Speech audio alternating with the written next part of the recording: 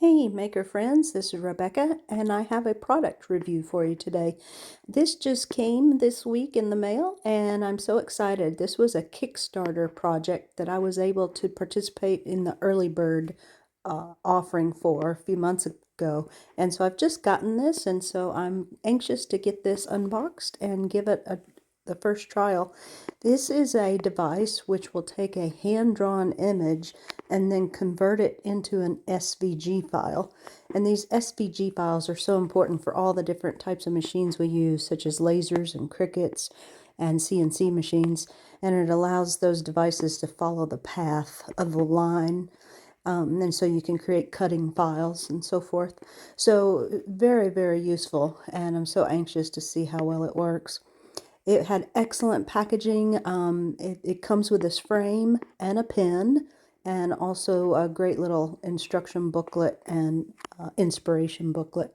And then so what I'm going to try to do here is on my phone, I went in and tried to do a video capture so that you can see what my phone is seeing basically. So I'm just trying to get my work area set up here and I've got my first little hand-drawn image on this piece of paper, and so I'm grabbing the frame and trying to pull that in.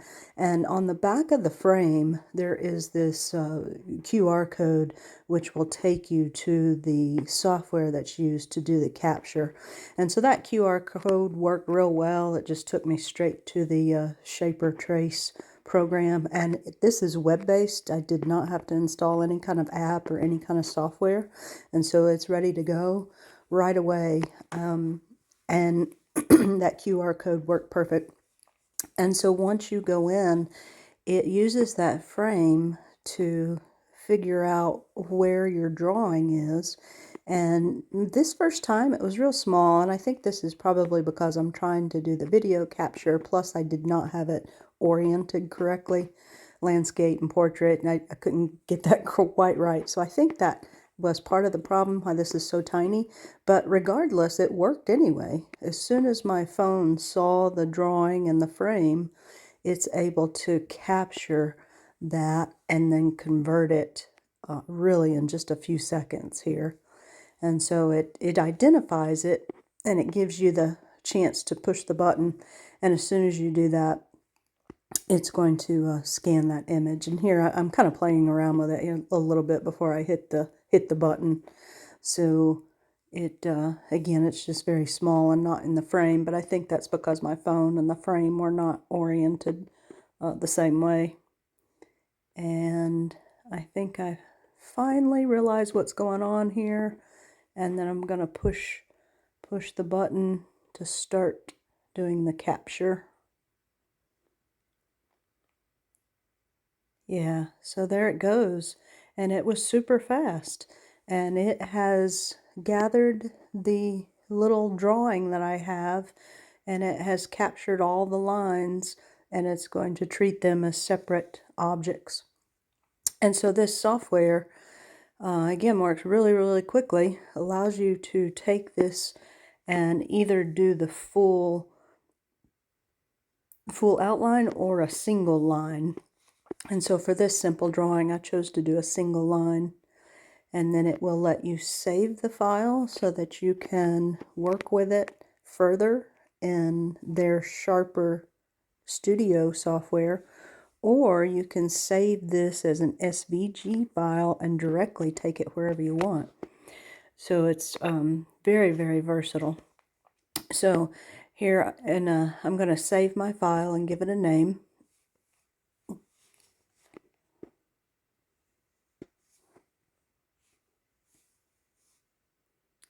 And then I'm also going to come back and tell it to send that SVG somewhere. And there were several different options of how you want to send the SVG, but I chose to do the email. And so I just, from email, where I'm just emailing myself, and then hit send, and it worked perfectly. And so once I've emailed that SVG file to myself, I can then use it anywhere.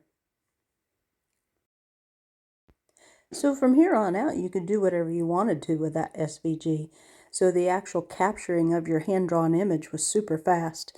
And so here I've brought that image into Xtool Creative Space so that I could use it with my CO2 laser and actually cut the image out in wood.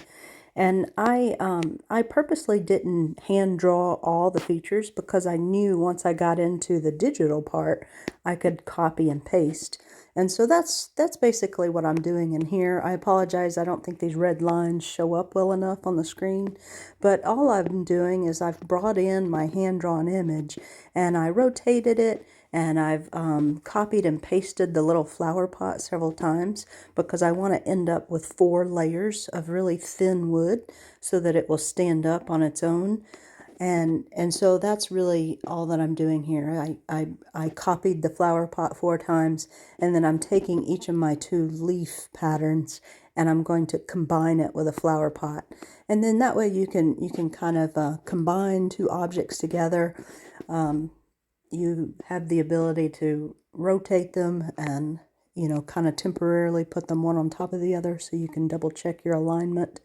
And that's what I'm doing here. I ended up adding a stem to my flower and then combining it with a separate flower pot so that I'll have a front and a back, and then a couple of pieces in the middle here with a flower and then 2 leaves. And everything worked well in Xtool Creative Space. I did have one problem with one leaf and flower pot not combining for whatever reason, but I ended up working around that by doing an offset and adding a line to the outside image so it went around both pieces since the combine was not working. But at any rate, you are free to do whatever you want with these objects once the trace tool has converted it to an SVG file. And so this worked out real well. This was a great little trial project. So once I had my hand-drawn image manipulated just the way I wanted it, I ended up sending it to the laser, and I ended up cutting twice so that it would definitely go through the thin piece of wood that I have here.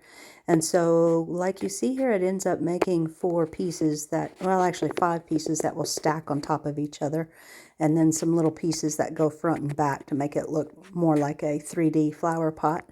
And it's a little bit wonky. That one piece that ended up being a little bit larger since I had to use the offset made it a little bit wonky, and don't quite have my alignment just the way I wanted, but that's okay because this whole process came together in less than an hour.